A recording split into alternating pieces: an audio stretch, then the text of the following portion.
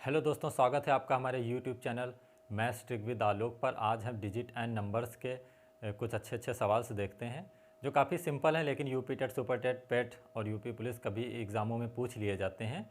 Basic सवाल हैं लेकिन अक्सर पूछ लिए जाते हैं और हम लोगों से गलतियां भी हो जाती हैं। देखते हैं पहला सवाल जो हमारे सामने दिया हुआ है, वो दिया हुआ है कि शून्य कैसी संख्या है। शून्य कैसी संख्या है? ऑप्शन है प्राकृतिक संख्या, सम संख्या, पूर्णांक संख्या, इनमें से कोई नहीं। सबसे पहले तो शून्य सम संख्या हो ही नहीं सकती। सम संख्या हमने बताया है कि सम और विषम की पहचान है कि सम संख्या जो 2 से विभाजित हो जाए और विषम संख्या जो 2 से विभाजित ना हो। सिंपल सी बात है। और सम संख्या तो ये नहीं हो सकती है। अब बची कि प्राकृतिक संख्या, पूर्णांक संख्या में शून्य कैसी संख्या है। देखिए, प्राकृतिक संख्याएं कौन सी होती हैं? प्राकृतिक संख्याएं 1 से लेकर अनंत तक होती हैं। उसमें जीरो नहीं काउंट होता है, लेकिन जीरो शून्य पूर्ण और पूर्णांक संख्या में काउंट होता है। पूर्ण संख्या 0 से अनंत तक और पूर्णांक संख्या भी 0 से लेकर जितनी भी संख्याएं गिनती में आती हैं वो सभी पूर्ण संख्या होती हैं, चाहे वो माइनस हो चाहे वो प्लस हो। और इसलिए 0 जो होगा वो एक पूर्णांक संख्या हो जाएगी। हमारा आंसर हो जाएगा सी, पूर्णांक संख्या। हमारे सामने जो अगला सवाल है वो है कि संख्या 250987 2,50,987 में 8 तथा 5 के स्थानीय मानों का अंतर होगा। कितना अंतर होगा ये पूछ रहा है। स्थानीय मान हमने बताया है कि स्थानीय मान किसी भी संख्या में डिजिट का जो स्थिति होती है उसके अनुसार स्थानीय मान होता है। इस अगर हम संख्या में डिजिट को अदल बदल देंगे, 8 को यहाँ रख देंगे, 7 को यहाँ रख देंगे, 5 को यहाँ रख देंगे, 0 को यहाँ रख देंगे, तो हमारा जो स्थानीय मान होगा किसी डिजिट का वो भी परिवर्तित हो जाएगा। तो हमें देखना है, हमने क्या बताया कि स्थानीय मान में जो संख्या पूछ रही है उस संख्या पे जाना है और उसके आगे जितनी भी संख्या दी हुई, जितनी भी डिजिट दी हुई हैं, 8 के आगे कितनी डिजिट दी है? केवल एक साथ, उतने ही जीरो उस संख्या के आगे लगा देना है। तो 8 का जो स्थानीय मान होगा वो कितना होगा? 80। 8 का स्थानीय मान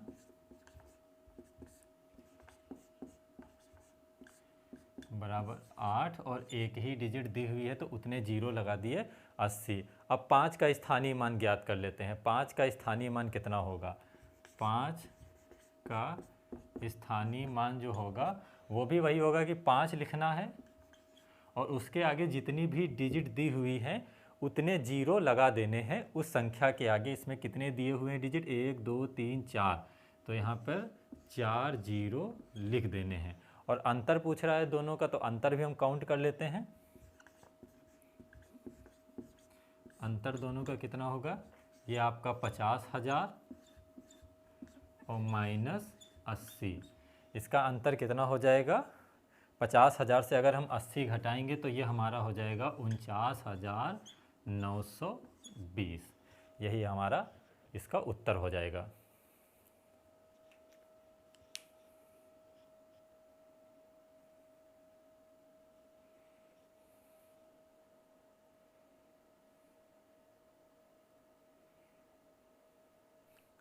अगला सवाल जो हमारे सामने दिया हुआ है वो दिया हुआ है कि संख्या 9057218 यानी कि 90,57,218 में 5 तथा 2 के स्थानीय मानों का योग होगा।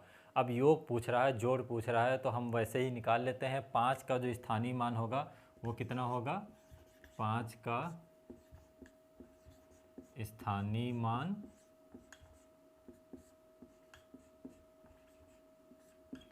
हमने बताया कि वो संख्या लिख देनी है जिस संख्या का स्थानीय मान पूछ रहा है और उसके आगे काउंट करने हैं कि कितने डिजिट दिए हुए हैं। 5 के आगे 1 2 3 4, 4 डिजिट दी हुई हैं तो हमें उतने ही जीरो लगा देने हैं बस। 1 2 3 4, ये 5 का हमारा स्थानीय मान हो गया, क्योंकि स्थानीय मान किसी भी संख्या में डिजिट की स्थिति का मान होता है। स्थिति के अनुसार वो बदलता भी रहता है। और 2 का स्थानीय मान काउंट कर लेते हैं। 2 का स्थानीय मान भी देख लेते हैं। 2 कहाँ पर दिया हुआ है? 2 दिया हुआ है और उसके आगे कितनी डिजिट दी हुई हैं उतने जीरो लगा देते हैं। 2 के आगे 1 2, 2 डिजिट दी हुई हैं तो 2 जीरो लगा देते हैं। ये हो गया 2 का स्थानीय मान 200। अब दोनों का योग कर लेते हैं। योग कितना होगा? 50,000 में 200 अगर हम जोड़ देंगे तो ये हमारा कितना हो जाएगा? 50,000 200। यही हमारा इसका उत्तर हो जाएगा।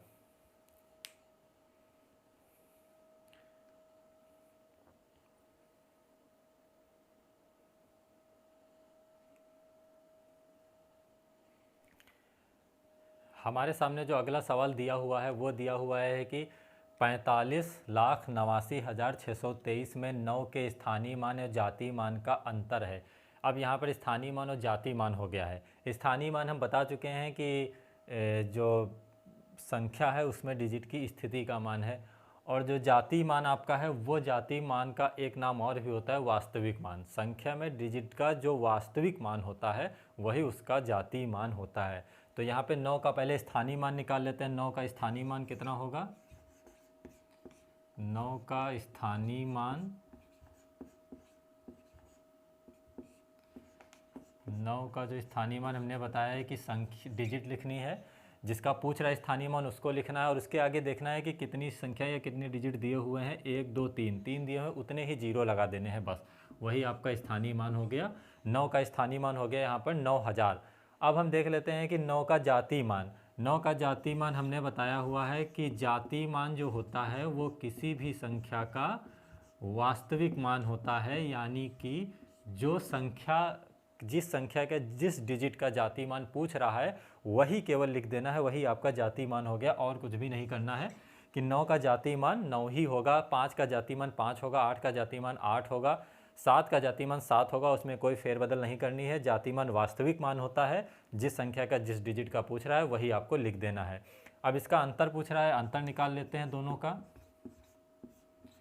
अंतर यहाँ पे हो जाएगा 9000 में 9 घटा देने हैं तो ये हमारा कितना हो जाएगा? ये हमारा हो जाएगा 8991।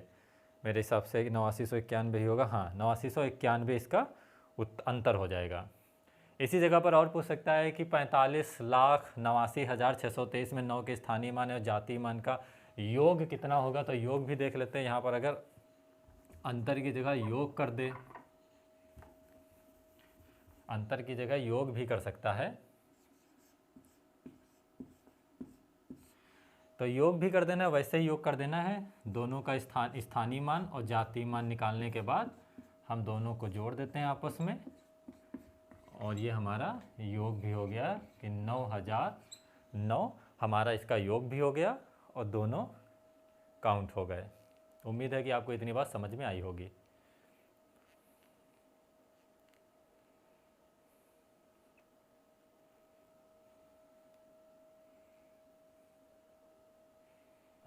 हमारे सामने जो अगला सवाल दिया हुआ है वो दिया हुआ है कि कौन सा जोड़ा सह अभाज्य संख्या है। हमारे सामने ऑप्शन दिए हुए हैं 15, 27, 10, 15, 25, 42, 21, 35। सबसे पहले तो ये जान लेते हैं कि सह अभाज्य संख्या किसे कहते हैं। सह अभाज्य संख्या उन संख्याओं को कहते हैं जिनका मासापा या एचसीएफ हाईएस्ट कॉमन फैक्टर जिनका 1 होता है, वह सह अभाज्य संख्याएँ होती हैं। यहाँ पर हमारे सामने जो ऑप्शन दिए हैं उनका हम निकाल के देखते हैं। मासापा किसका 1 होगा, वही हमारी सह अभाज्य संख्या होगी। 15, 27 का निकालते हैं। 15 के पहले हम फैक्टर करते हैं 1, 3, 5। 27 के हम करते हैं 1 से कट जाएगा, 3 से, 9 से और 27 से, ये 15 से। यहाँ पे देखिए कि कौन सा कॉमन मिल रहा है। कॉमन मिल रहा है 1 और 3, यानी कि इसका जो मासापा हो गया वो 3 हो गया, इसीलिए ये संख्या नहीं हो सकती, सह अभाज्य संख्या नहीं हो सकती। अगली संख्या जो हमारे सामने दी हुई है वो है संख्याएं दी हुई हैं 10 और 15। 10 और 15 का निकाल लेते हैं। 10 के फैक्टर करते हैं। 10 के फैक्टर क्या कर सकते हैं? 1, 2, 5 और 10। 15 के करके देखते हैं 1, 3, 5 और 15 है। यहाँ पर इसका अगर हम मासा निकालते हैं तो कितना हो जाएगा? 1 और 1 भी कॉमन मिल रहा है, 5 भी, 1 गुणे 5 बराबर 5, यानी कि ये भी सह अभाज्य संख्या नहीं होगी। हमारे सामने जो अगली संख्याएं दी हुई हैं वो कौन सी दी हुई हैं? वो दी हुई हैं 25 और 42। 25 और 42 का करके देखते हैं। 25 के फैक्टर करते हैं 1, 5 से कट जाएगा 5 और 25 से। उसके बाद 42 का करते हैं। 42 1 से, 3 से और 2 से भी 1 से 2 से 3 से 6 से 7 से और 8 9 10 11 12 13 14 से 15 16 17 18 नहीं, फिर 21 और 42। और इसमें से देखते हैं कॉमन एक ही मिल रहा है, बाकी कोई भी कॉमन नहीं मिल सकती, इसलिए इसका मासा 1 हो जाएगा। यानी कि ये हमारा राइट आंसर हो जाएगा। सह अभाज्य संख्या जिसका मासापा 1 हो वही सह अभाज्य संख्या होती है 25 और 42। इसका आंसर हो जाएगा। 21 और 35 का भी निकालते हैं। 21 और 35 में भी आपका 1 नहीं आएगा, देख लेते हैं निकाल कर। ये भी 21 के करते हैं 1 3 7 21। उसी तरीके से 35 के करते हैं 1 5 7 और 7 के बाद 7 × 35 और शायद उसके बाद 35 ही हो जाएगा। उसके बाद 35 हो जाएगा। देखिए 1 मिल गया और 7 मिल गया। 1 × 7 = 7, यानी कि ये भी सह अभाज्य संख्या नहीं होगी। हमारा जो उत्तर होगा इसका वो 25 और 42 होगा। उम्मीद है कि आपको इतनी बात समझ में आई होगी। आगे चलते हैं।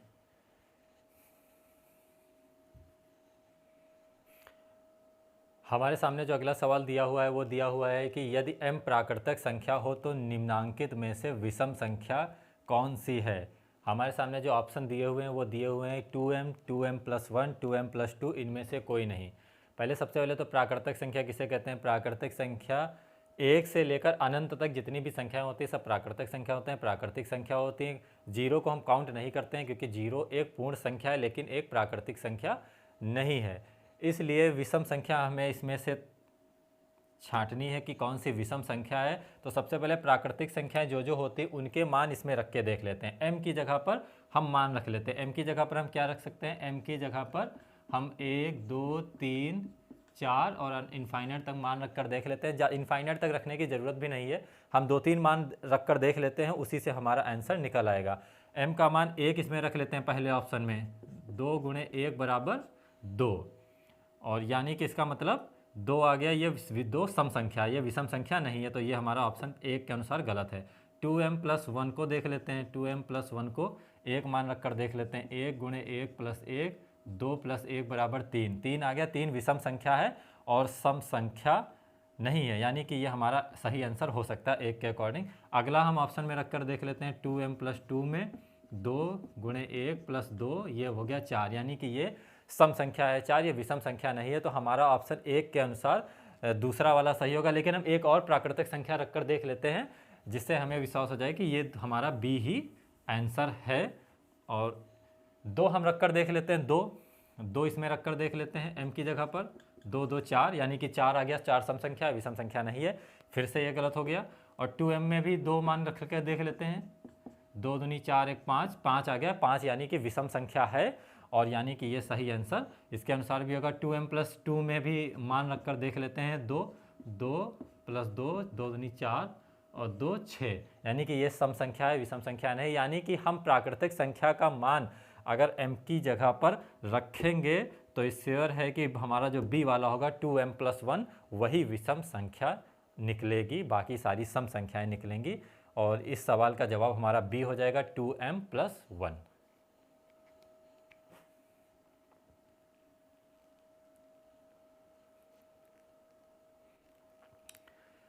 हमारे सामने जो अगला सवाल दिया हुआ है वो दिया हुआ है कि 2 परिमेय संख्याओं के बीच में होती हैं। पहला ऑप्शन है कि केवल एक परिमेय संख्या, दूसरा ऑप्शन है कोई परिमेय संख्या नहीं, तीसरा ऑप्शन है अनंत परिमेय संख्या और चौथा ऑप्शन है केवल परिमेय अपरिमेय नहीं।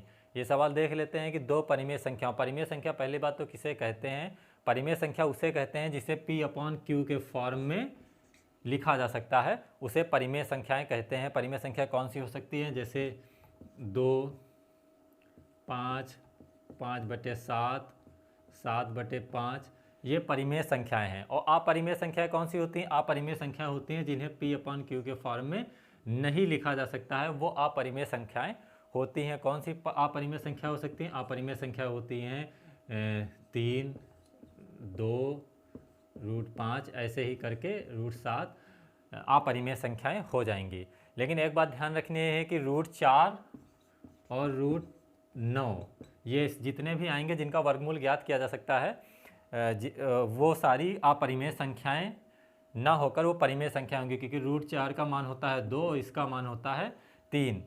ये सारी जो होंगी ये परिमेय संख्या होंगी, क्योंकि इसके नीचे एक हम लोग लिख सकते हैं और ये P/Q के फॉर्म में लिखा जा सकता है। तो हमारा जो सवाल कह रहा है कि दो परिमेय संख्याओं के बीच में होती है केवल एक परिमेय संख्या, कोई परिमेय संख्या नहीं, अनंत परिमेय संख्या, केवल परिमेय अपरिमेय नहीं।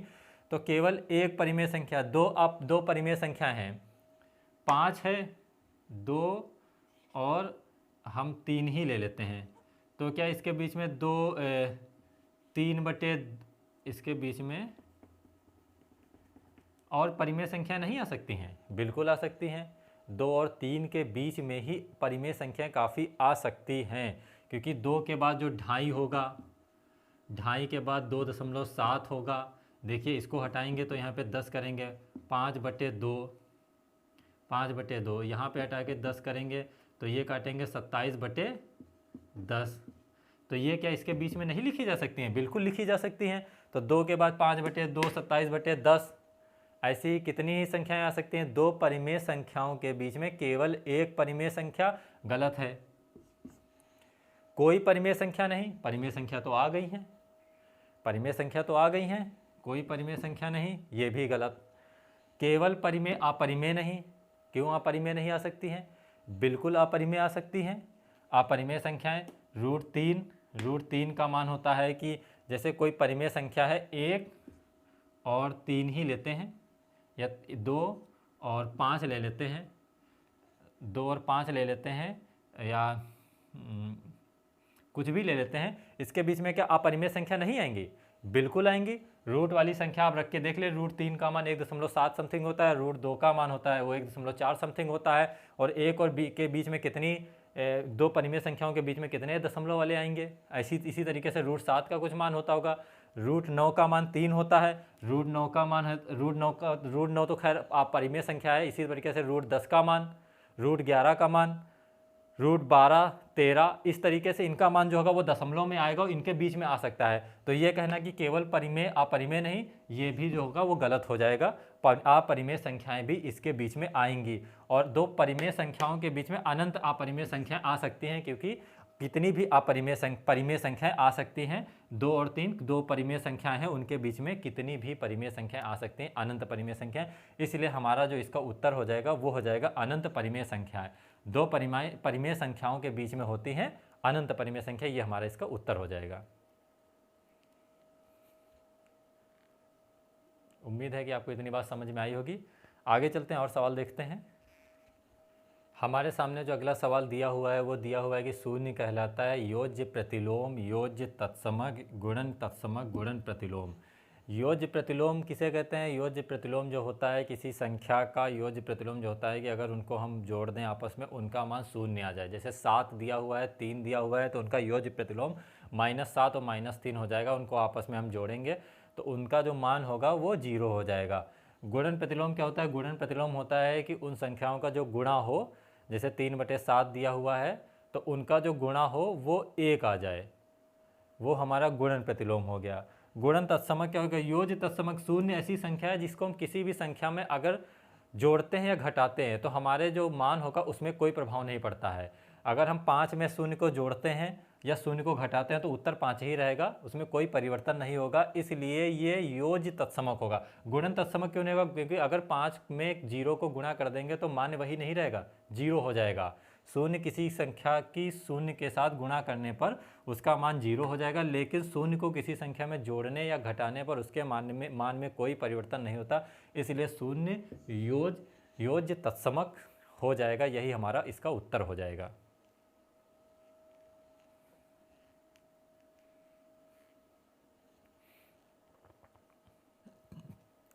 हमारे सामने जो अगला सवाल दिया हुआ है वो दिया हुआ है कि 3/4 का गुणात्मक प्रतिलोम क्या होगा? गुणात्मक प्रतिलोम हमने बताया है कि उसका किसी संख्या से गुणा करने पर उसका मान 1 आना चाहिए, वही हमारा गुणात्मक प्रतिलोम होगा। 3/4 को किस संख्या से अच्छा हम गुणा कर दें कि मान 1 आ जाएगा? सिंपल सी बात है, 3/4 को अगर हम इसको पलटकर 4/3 से गुणा कर देते हैं तो हमारा मान 1 आ जाएगा, 4 से 4 और 3 से 3 कट जाएगा, 1 मान हो जाएगा। इसलिए 3/4 का गुणात्मक प्रतिलोम जो होगा वो 4/3 होगा। अगर यहाँ पर माइनस दिया होता -3/4 और पूछता इसका गुणात्मक प्रतिलोम कितना होगा, तो हमें क्या करना था, हमें मान 1 लाना है, -1 नहीं। तो यहाँ पर माइनस दिया होता तो हम यहाँ पर भी -4/3 करते और यहाँ पर इसका मान माइनस से माइनस प्लस हो जाता, ये कट के 1 हो जाता। तो -3/4 का जो गुणात्मक प्रतिलोम होता वो -4/3 होता, और 3/4 का गुणात्मक प्रतिलोम कितना होगा, 4/3। हमारा इसका जो उत्तर होगा 3/4 का गुणात्मक प्रतिलोम वो हो जाएगा 4/3। और अगर यहाँ पर माइनस दिया होता तो हम इसका मान पलट करके लेकिन माइनस लगा के लिखते, क्योंकि उसका मान हमें 1 लाना है, और अगर हम माइनस नहीं लगाते तो इसका मान -1 आ जाता। और -1 नहीं, गुणात्मक प्रतिलोम का मतलब है कि 3 किसी संख्या का उसकी संख्या गुणात्मक प्रतिलोम 1 आना चाहिए गुणा करने पर।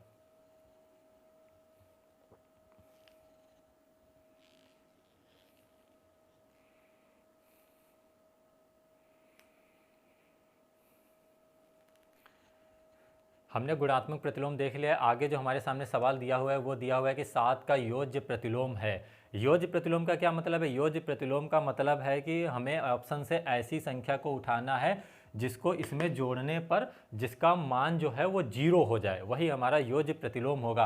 अच्छा, 7 को ऐसी किस संख्या, ऐसी कौन सी संख्या जोड़ दें कि मान 0 हो जाए? ऐसी तो एक ही संख्या हो सकती है जिसको हम जोड़ सकते हैं, और वो कौन सी संख्या हो सकती है? वो संख्या हो सकती है -7। अगर हम प्लस में -7 को जोड़ देते हैं तो ये 7 और प्लस माइनस -7, और ये हमारा मान हो गया 0, और हमारा 7 का जो योज्य प्रतिलोम है वो -7 हो गया। अगर यहाँ पे 7 दिया होता, -7 दिया होता और तब इसका पूछता योज्य प्रतिलोम क्या होगा, तो हमें यहाँ पे माइनस था तो हमें इसके यहाँ पर +7 रख देना था। हमारा जो मान हो जाता -7 का +7, -3 योज्य प्रतिलोम +3, +3 योज्य प्रतिलोम -3, 2 योज्य प्रतिलोम -2, -2 योज्य प्रतिलोम +2। यही हमारा उत्तर हो जाएगा। तो इस सवाल का हमारा जो जवाब होगा वो होगा 7 का योज्य प्रतिलोम -7। चलिए आज यहीं तक रखते हैं। अगर अच्छा लगा हो तो चैनल को सब्सक्राइब कर दीजिए और शेयर भी कर दीजिए। धन्यवाद।